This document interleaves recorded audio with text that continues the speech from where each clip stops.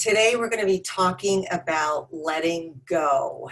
And I'm sure that many of us are familiar with that, clinging to something or pushing something away or some other form of letting go or resisting or clinging.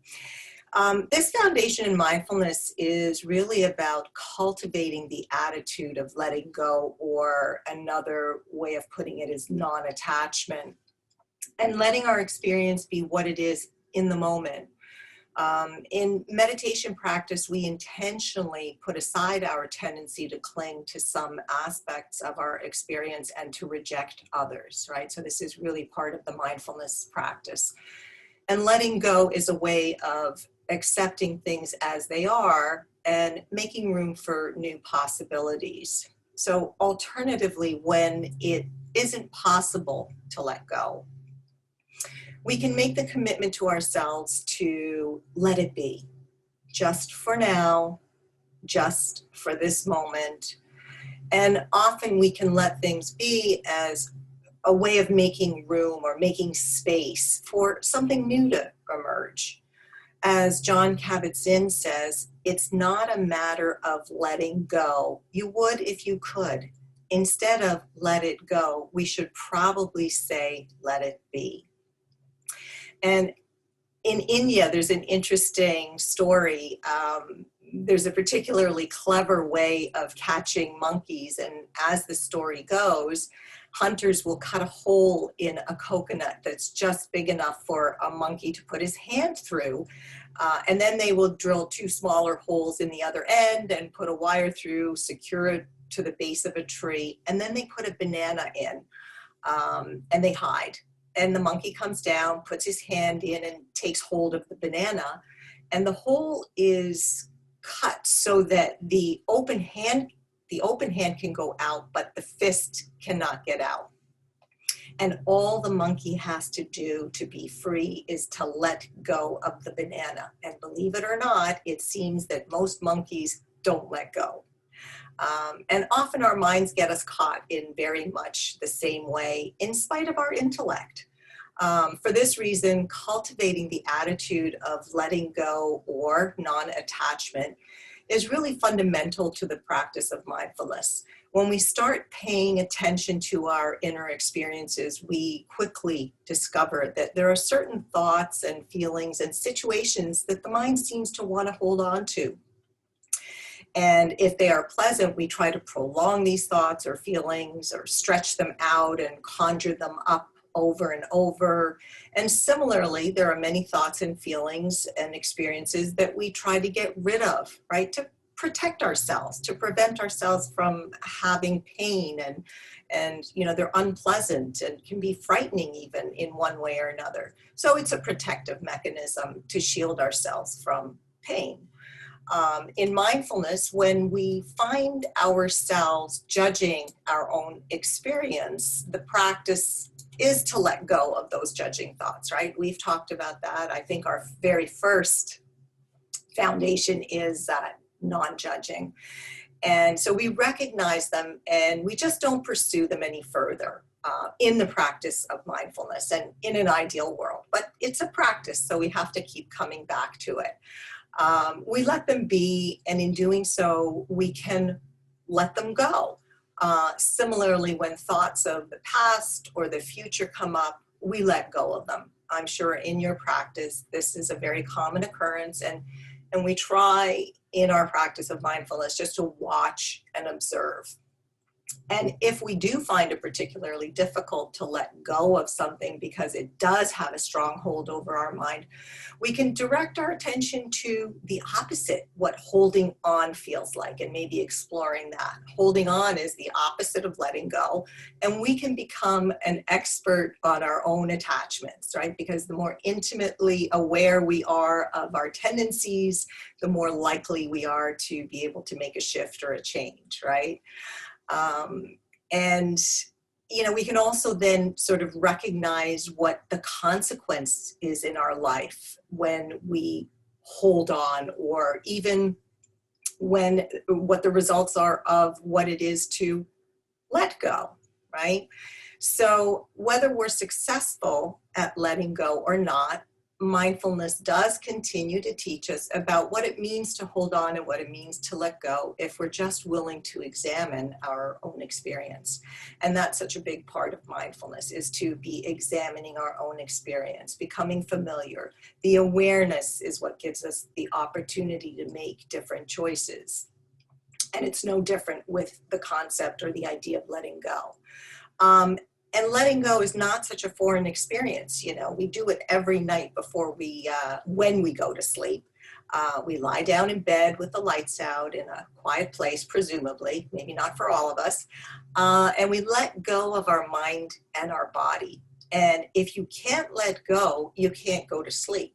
So most of us have experienced times when the mind just wouldn't shut down, right, when we got into bed. And this is one of the first signs of elevated stress. All right, so you can really be aware of that. And at these times, we may be unable to free ourselves from certain thoughts because our involvement is just too powerful. And if we try to force ourselves to sleep, it just makes things worse. I'm sure that many of us have experienced that. But if you can go to sleep, you are already an expert in letting go.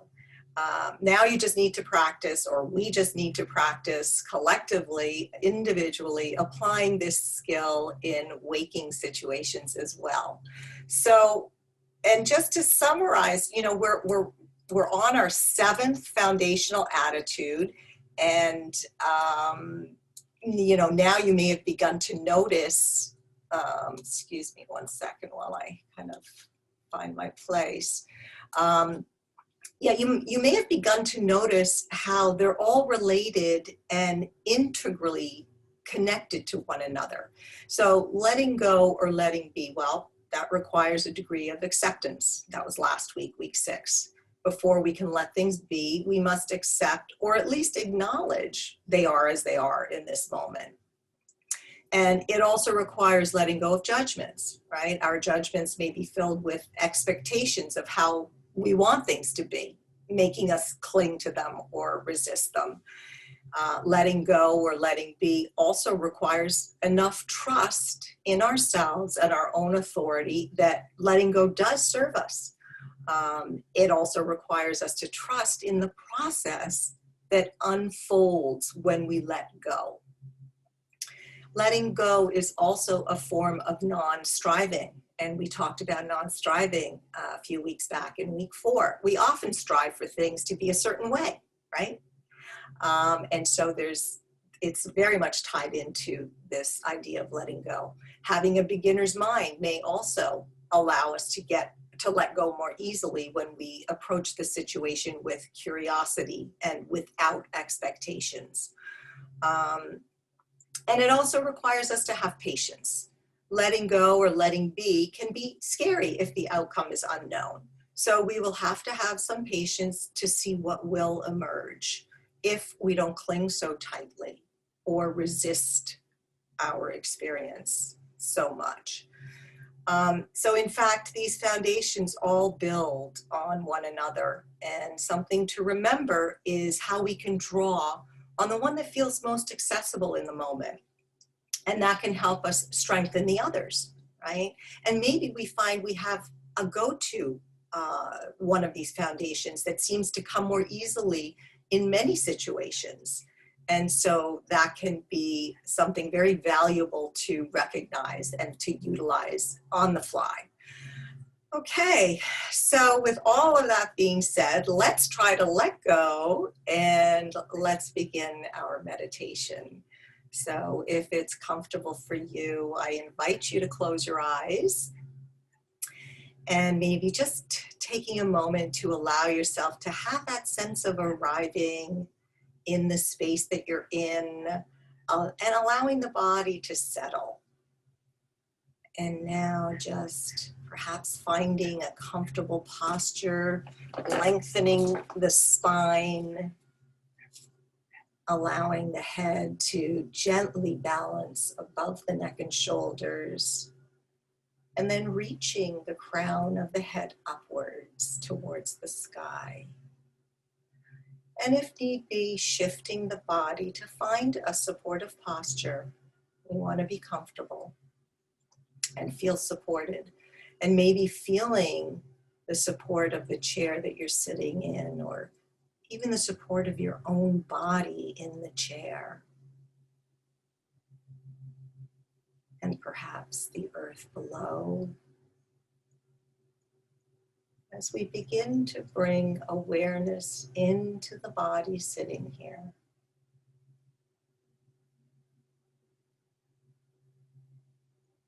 And maybe allowing an awareness of the feet on the floor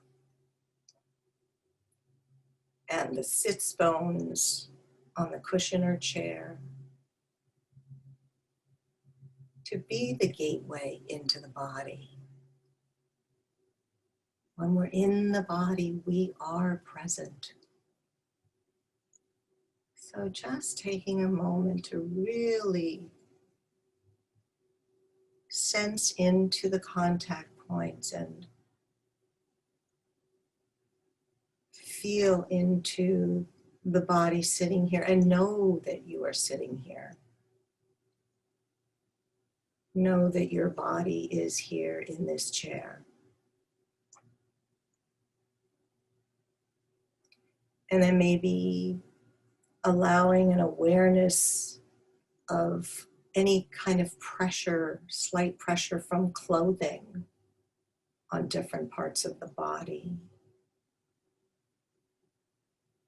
So maybe feeling socks across the toes, or the gentle tug of pant legs across the knees.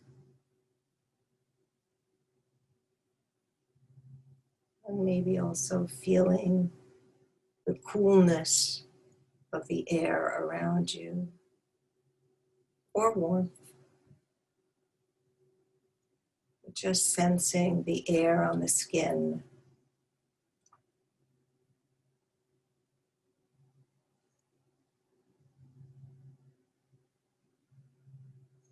And now turning the gaze ever more inward. Allowing your awareness to come to rest gently on the breath.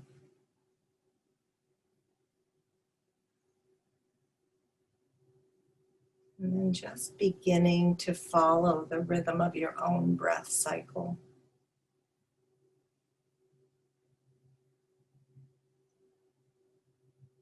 Following along, so not needing to change it in any way.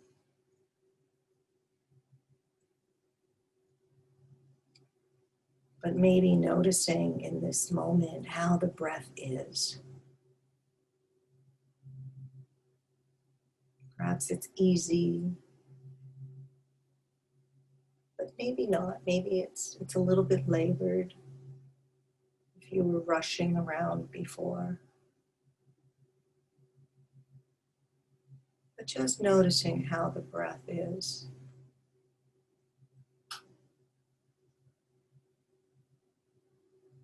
And perhaps allowing the breath to deepen just a little bit.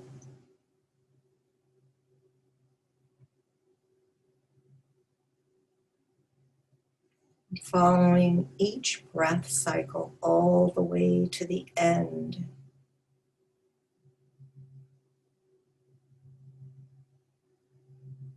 Maybe just noticing how naturally each in-breath turns into an out-breath.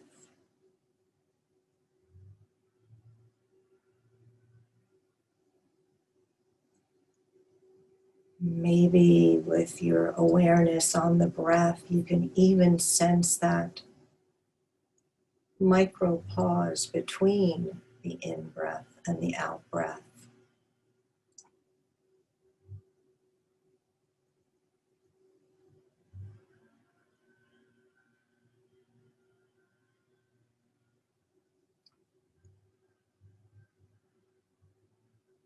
And if the mind has wandered, it's perfectly fine. That's what the mind knows how to do. But as you notice it, well, that's the moment that you become present again. So then just gently guiding the mind back to the breath. Just continuing this exploration of the breath in your own time, at your own pace.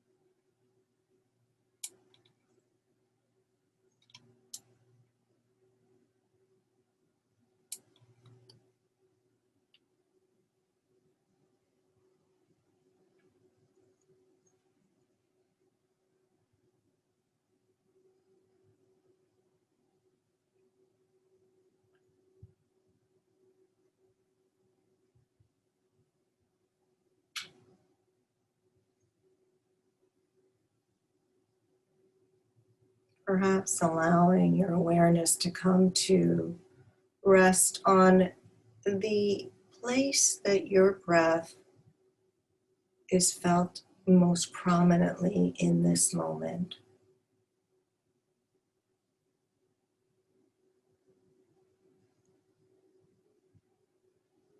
Whether it's the rise and fall of the belly or the expansion of the rib cage and the deflation of the lungs in the chest.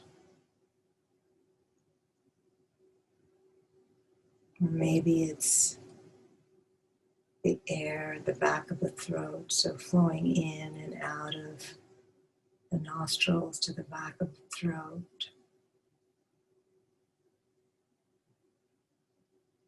But wherever you're feeling the breath most prominently, keeping your attention there, loosely.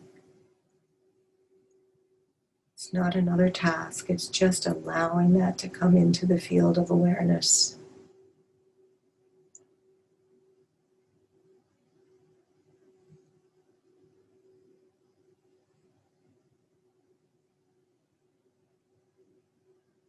And with this focus on the breath, allowing that to be the anchor into the body.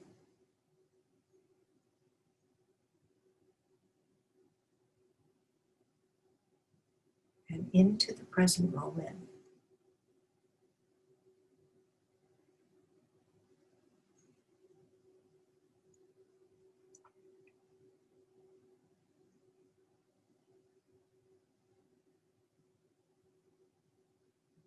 And knowing that the breath, as your friend and your companion that never leave you,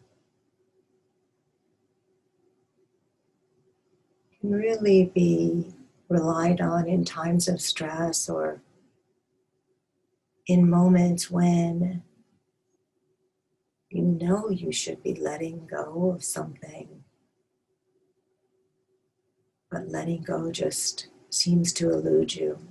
So turning to the breath in those moments, deepening the breath and allowing the breath to be your guide.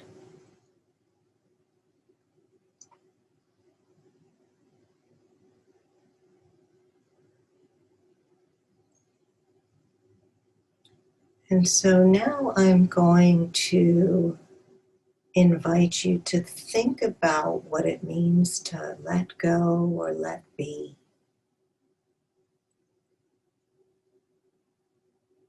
Perhaps it might be helpful to call to mind an instance recently or not so recently even where you were either holding on tightly to how you wanted something to be, clinging to it, or perhaps an instance where you were pushing away an unwanted situation, resisting something that had already happened.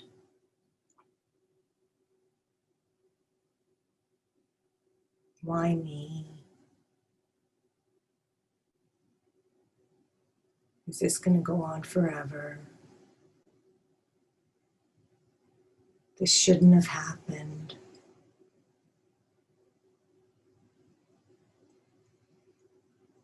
So just taking a moment to call something to mind and reflect back on the experience.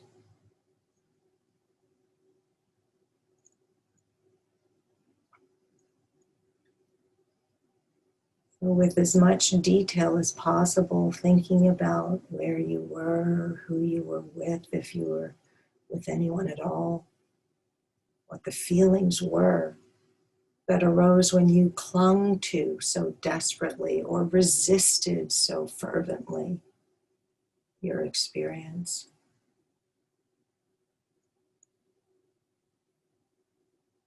Was there a feeling of wistfulness, yearning, even mournfulness if you were clinging to something?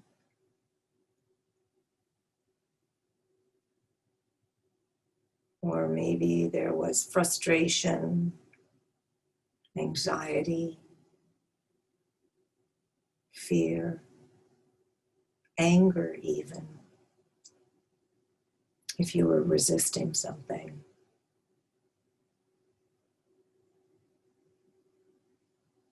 And also think about how it felt in the body. Was there tension? If so, where? Where was this tension in the body? What did it feel like? Was there a pit in the stomach? Tightness in your chest? A lump in your throat? A headache? So just seeing if it's possible to recall the nature of the experience.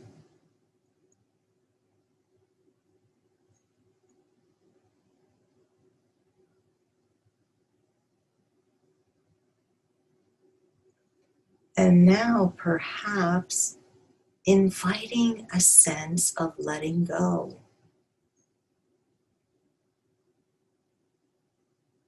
Recognizing that it may not be possible to let go, but maybe it's possible to just let it be.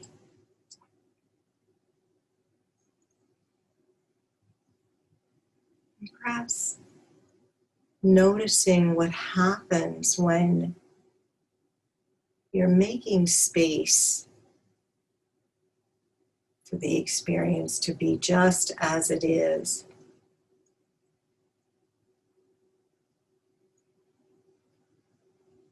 And also knowing that the mind and the body don't know the difference if it's actually happening now or some other time. So really tuning in to what has come up for you in reflecting back on this experience.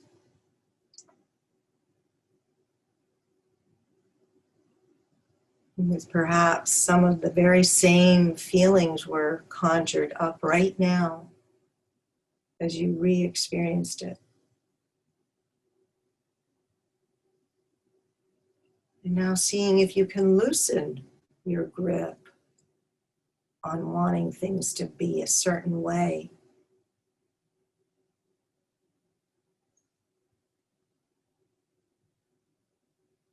Just giving it some space. Just letting it be.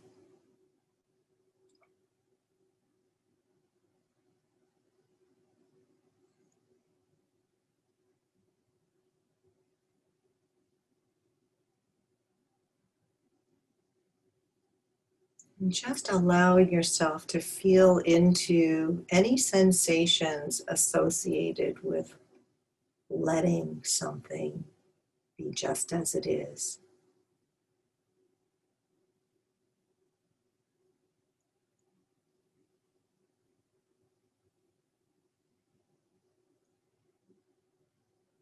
And can you allow some spaciousness around it?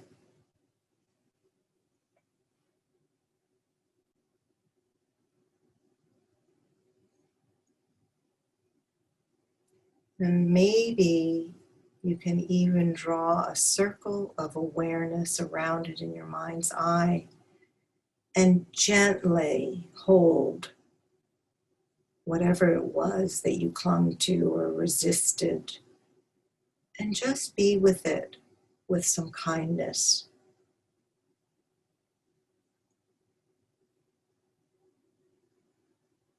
And also knowing that having this attitude of letting go or letting be is not a sign of weakness. It doesn't mean resignation or inaction. It simply means the acknowledgement of things as they are, and then letting them be creates this space around it from which to move forward with thoughtfulness. And perhaps in this letting be, new possibilities can emerge. We're not so stuck in the chaos of gripping, holding on, or resisting and pushing away.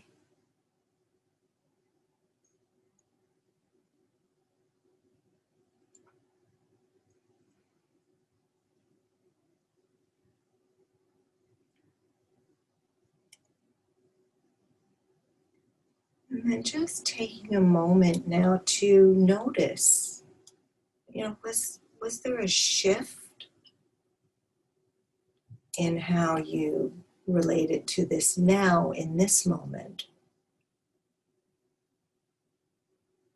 And if there was a shift, simply being aware of what that felt like. So staying tuned in to whatever arose, whether it was a shift or not, but just allowing yourself to be with the experience just as it is. Just breathing with what is here. And in those moments of letting go and letting be, perhaps turning to the breath.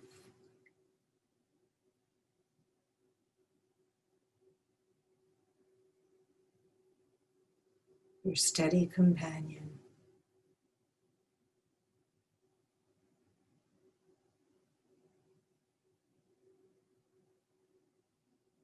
And now just deepening the breath a little bit and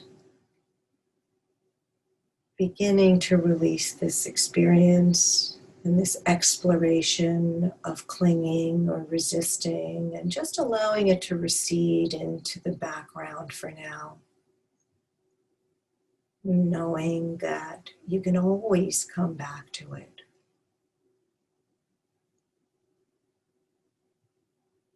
And explore it some more. And now just returning to the breath.